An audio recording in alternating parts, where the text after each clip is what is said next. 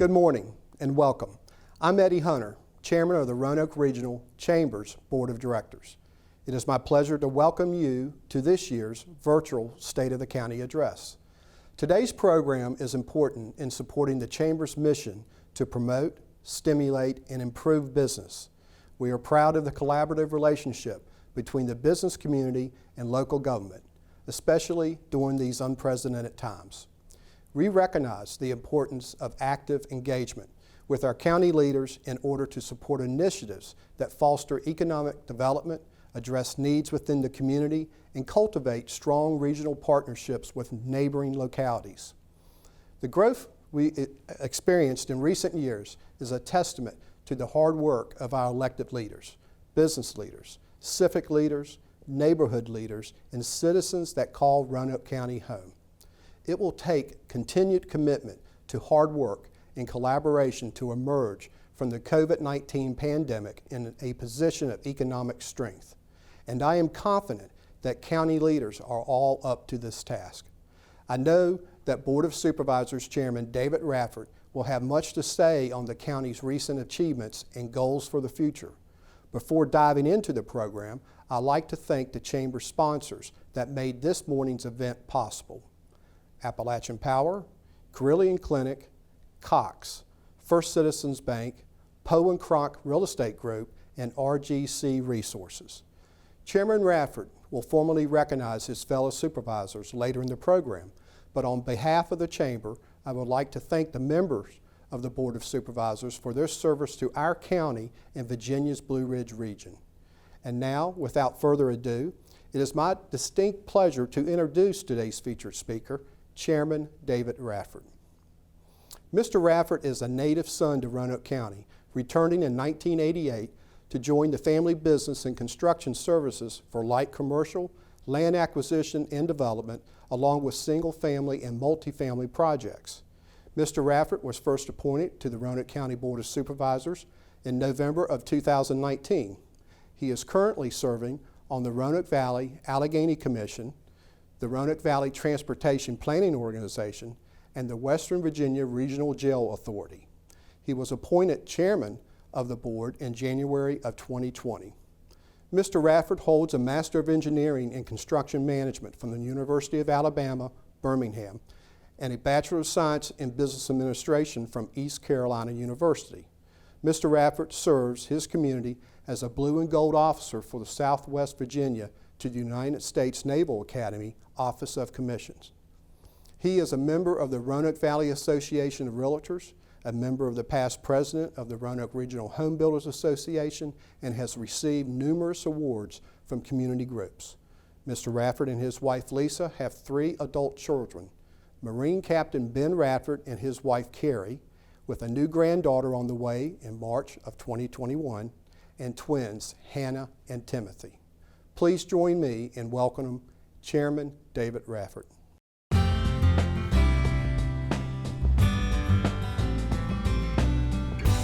Good morning.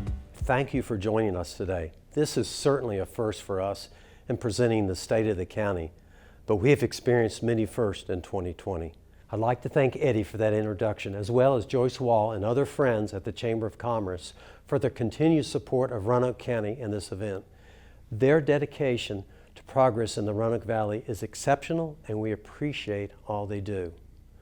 To my colleagues on the Board of Supervisors, Vice Chair Phil North, Supervisors Martha Hooker, Paul Mahoney, and Jason Peters, I appreciate your leadership and service to the citizens of Roanoke County. To the employees of Roanoke County, including County Administrator Dan O'Donnell, Assistant County Administrators Richard K. Wood and Rebecca Owens, and County Attorney Peter Lubick, I thank you for your guidance, public service, and commitment to our community. At this time, I'd also like to acknowledge the passing of former County Attorney Ruth Ellen Cannell earlier this year. Ruth Ellen was a very talented and well-respected attorney and an excellent representative for Roanoke County. We valued her leadership, guidance, and expertise. She has been and will continue to be missed.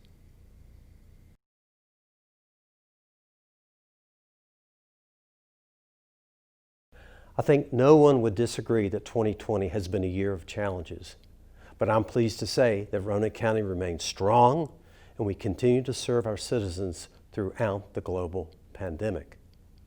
You'll hear today that much of our work has been impacted by COVID-19, but you'll also learn how we've adapted to manage and mitigate those impacts in order to provide the day-to-day services our residents depend on. In March, our Board of Supervisors declared a local emergency and put into place our Emergency Operations Plan to provide guidance and direction to our employees. We also coordinated with the Virginia Department of Health and regional leaders with the primary goal of protecting the health of our community. The governor's executive orders closed schools and businesses in an effort to keep people safer at home and help prevent the spread of the virus. We've had to explore new ways of conducting business to serve our community, even after closing public facilities for a time and sending much of our workforce home to continue doing their jobs in a safe environment. Some of the ways we kept vital services going include drive-through windows at social services and libraries to accept payments and applications for public assistance, accepting building plans and development permits under a tent set up outside the administration building, relocating the elections office to accommodate voters in a safer and more efficient way, coordinating with the school system to help make Wi-Fi more accessible outside of schools and libraries for students, offering recreation and library programming online to an effort to keep citizens engaged and active, and keeping our parks, trails, and recreation spaces open to promote healthy, socially distanced venues for activities. Facing economic uncertainty, we prepared for a $5 million shortfall in our operating budget and a $3 million loss to our capital projects budget. We knew that careful planning would be needed to find savings from cut expenses, all the while hoping for better than expected revenues. I'm pleased to say that staff has done an excellent job in managing these challenges, and we are optimistic about the road ahead. Throughout these uncertain times, though, we have adapted, rising to the challenge, and we have made many accomplishments along the way. As the governor's restrictions eased, we saw how deeply impacted our citizens and business community had been.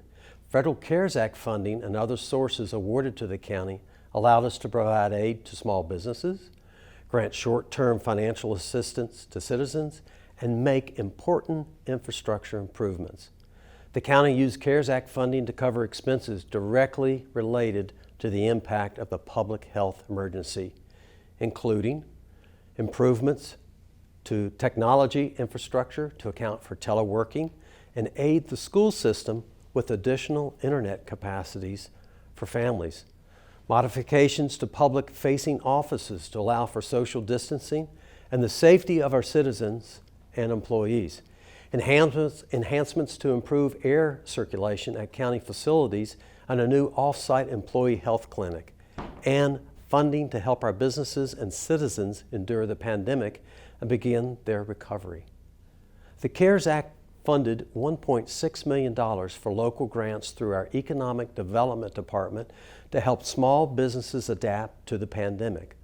More than 250 businesses in Roanoke County and the town of Vinton received grants to cover operating expenses, respond to changing market conditions, and make improvements to ensure the safety of their workers and customers.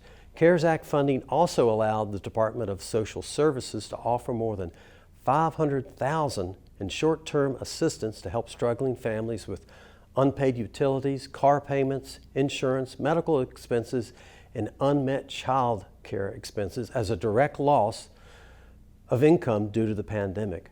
Virginia Career Works also provided more than $16,000 in layoff aversion grants to help Roanoke County businesses purchase personal protective equipment and other tools to enable teleworking. We also saw a number of positive developments on the economic development front this past year.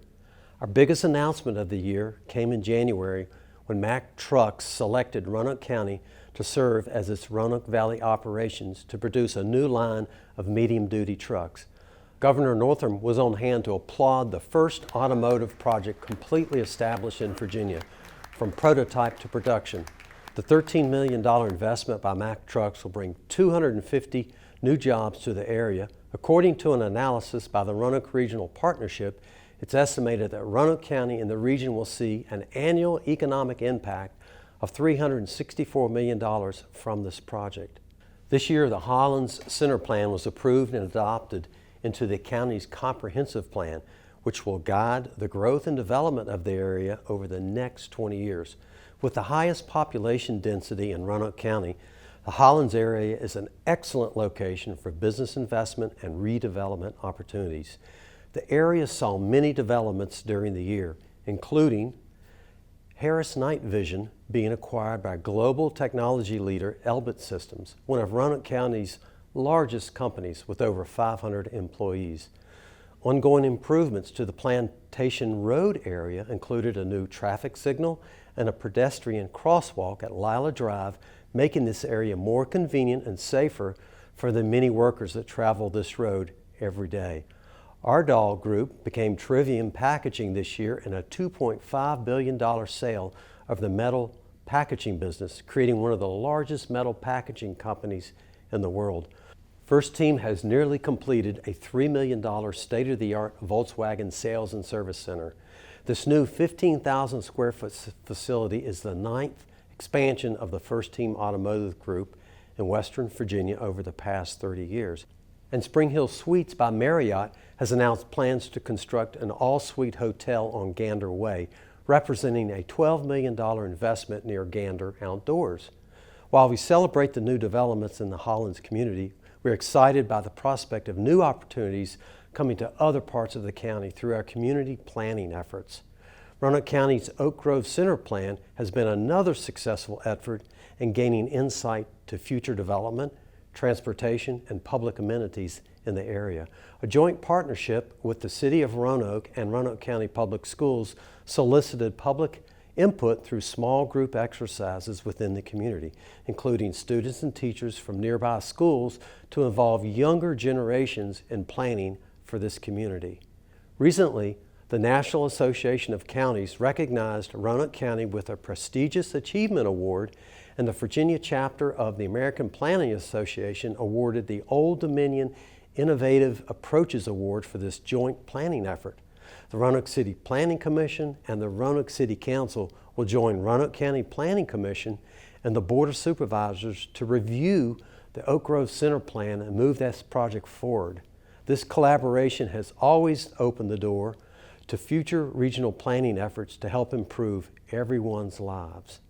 Roanoke County has also received a $15,000 Community Development Block Grant for Opportunity Zone marketing. The county zone is located in the Woodhaven Technology Park near the intersection of I-81 and 581. The zone area contains 200 acres of undeveloped or underdeveloped land with a great potential for growth. The grant will allow the county to create a professional marketing plan to showcase the area and its potential for industrial, commercial, or multifamily development. The county was also the recipient of a $20,000 Governor's Agriculture and Forestry Industries Development Fund grant for the Catawba Sustainability Center. This grant provides an opportunity for immediate aid to landowners and farmers impacted by COVID-19 while meeting the demand for herbal medicines such as golden seal. A few more economic development news items from this past year include the addition of Hanover Insurance Group at the Metis Plaza in the Oak Grove community was announced earlier this year. Hanover will be occupying more than 13,000 square feet of the building's second floor and will bring the occupancy of the facility to nearly 80%. A new Firestone light automotive facility is under construction at Valley Gateway in the Bonsack area. This will be a 6,200 square foot facility with a $2.5 million investment. Construction of the $65 million AEP Substation and Operations Center project in the Center for Research and Technology began this year. That will employ 50 people. And Plastic One celebrated its 70th anniversary this year with the name change to P1 Technologies. With over 350 employees, it is one of the largest employers in Roanoke County. Congratulations to P1 Technologies and their 70 years of continuous operation in Roanoke County. This growth strengthens our local economy and reinforces that Roanoke County is a vibrant and innovative community in which to work, live, and raise a family.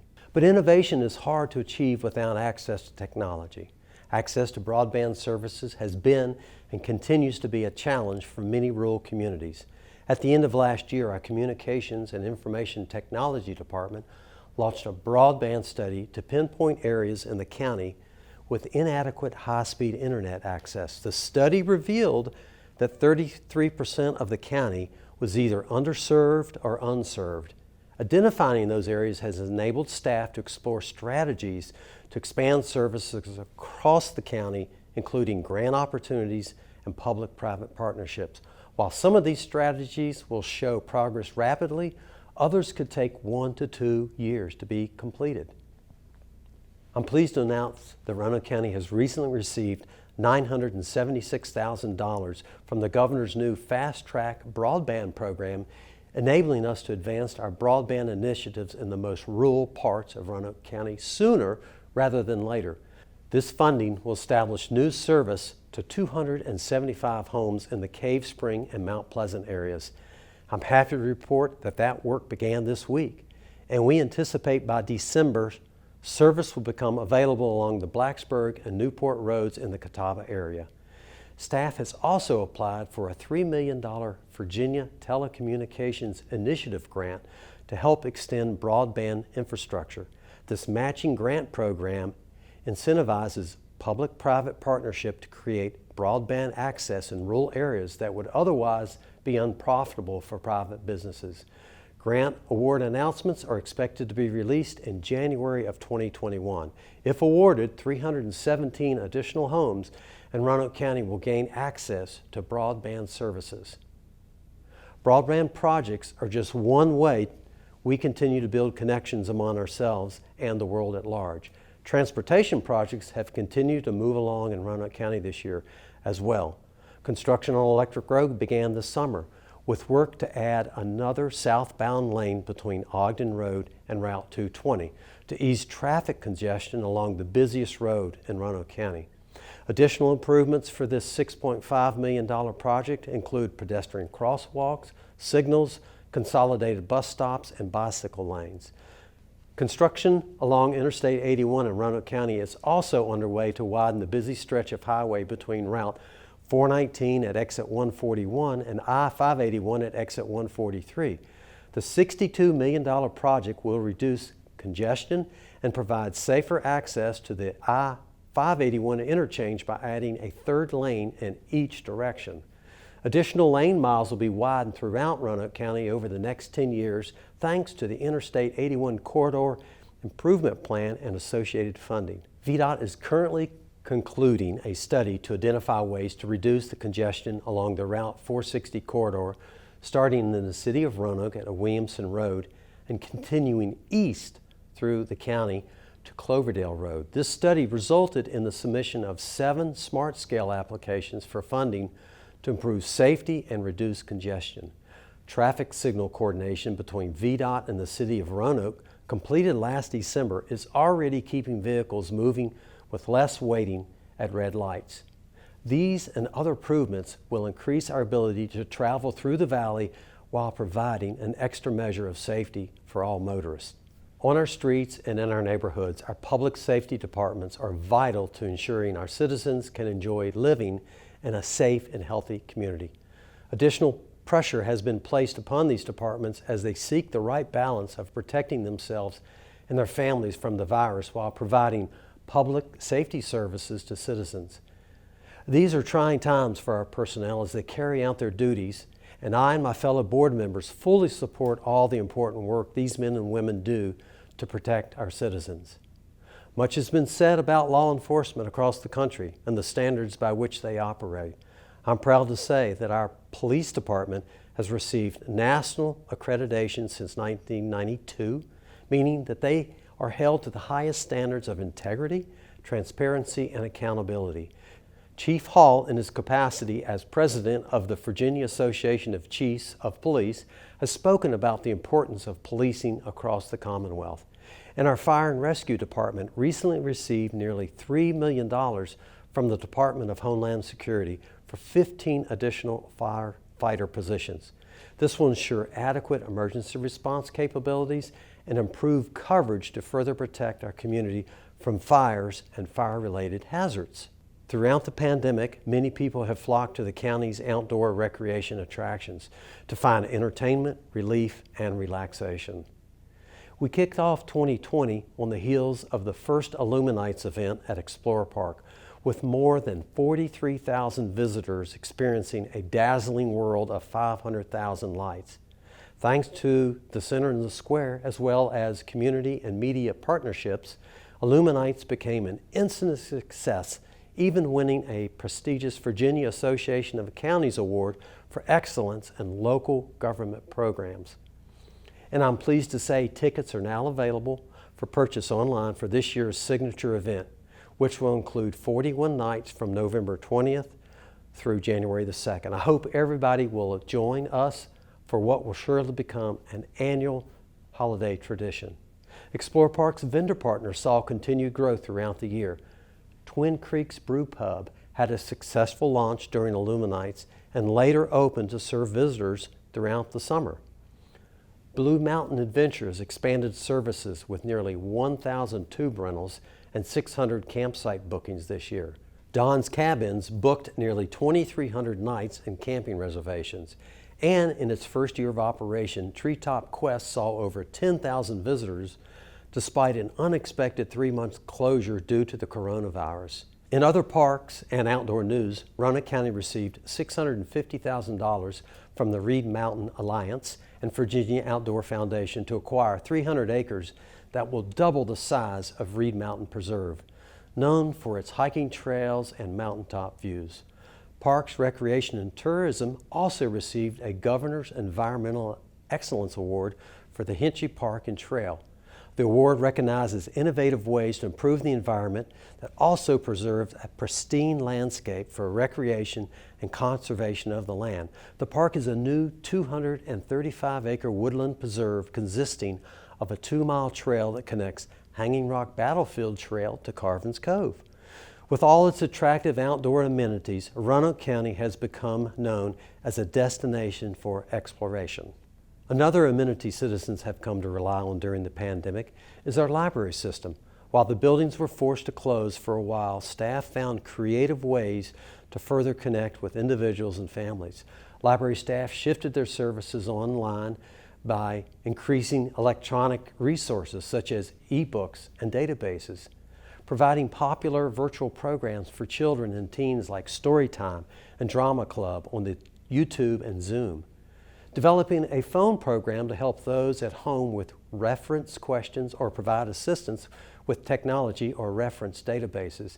And even the popular summer reading program went virtual with more than 15,000 books read by participants. Curbside services became available for patrons to return materials and pick up new ones. Staff worked diligently inside the libraries to incorporate sanitizing stations and barriers to allow for adequate social distancing. And they were pleased to invite the community back as they reopened the larger branches one at a time. Roanoke County Libraries has also been recognized with the prestigious Innovator Award from the Virginia Library Association. The award recognizes library staff who make an outstanding contribution to advance the mission of the public library through an innovative project, program, or service. Our library staff has embraced the world of artificial intelligence, robotics, and coding through its technology programs to help build a community of strong digital citizens. Technology during the pandemic has been especially important for our families. When the governor closed all of the Virginia schools in the spring, Roanoke County Public Schools shifted to online instruction.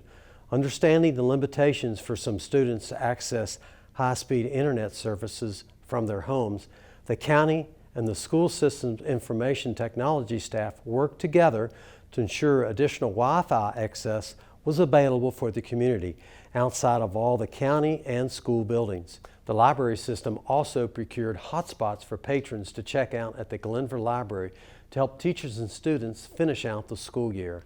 And with the return to school in August, Roanoke County employees and teachers had to consider how their own children would be cared for so they could return to work. Our Parks and Recreation staff stepped in to offer a child care program for children of employees in grades 3 through 7. The program would be recreation-based, but also assist students with virtual learning assignments as part of the daily child care curriculum. This has been a valuable service for employees and their children. I'm so impressed by how our school system has adapted to the challenges of the pandemic while balancing the needs of students and teachers. They have remained steadfast in providing in-person and virtual instruction, even expanding online course options so students can now complete their high school experience completely online.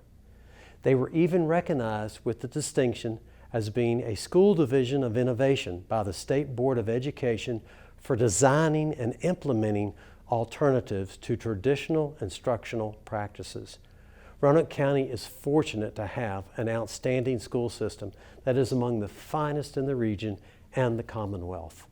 I am proud of all that we have accomplished this year and how we have risen to the challenges we faced.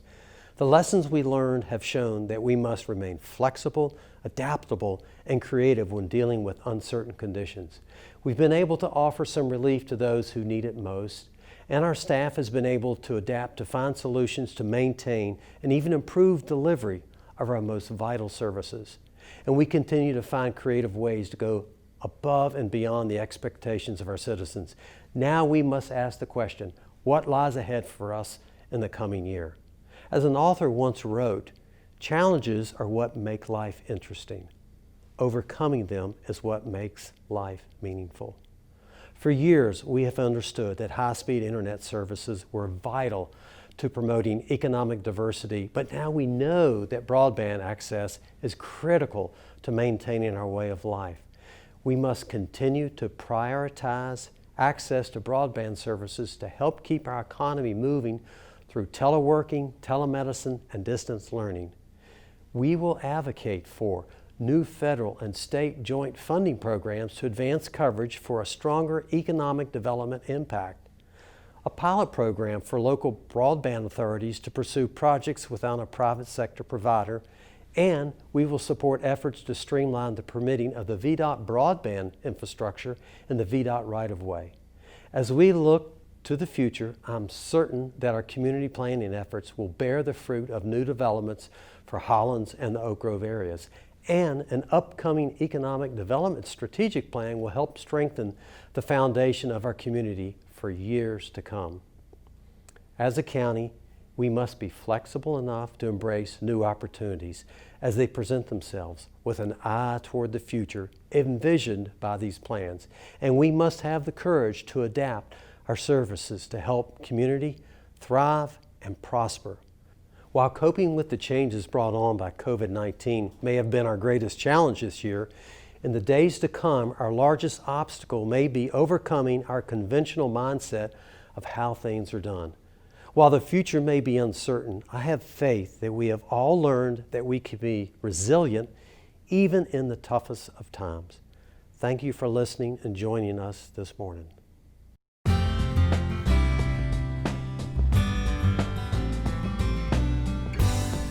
Thank you, Chairman Radford. We appreciate your remarks today, and we look forward to working towards continued economic growth in Roanoke County. One additional item to note, today's State of the County address will be replayed on RVTV3. Check the website for times. Let me once again thank today's sponsors, Appalachian Power, Carillion Clinic, Cox, First Citizens Bank, Poland Cronk Real Estate Group, RGC Resources. We could not have put together this great event without their support. Thank you for watching.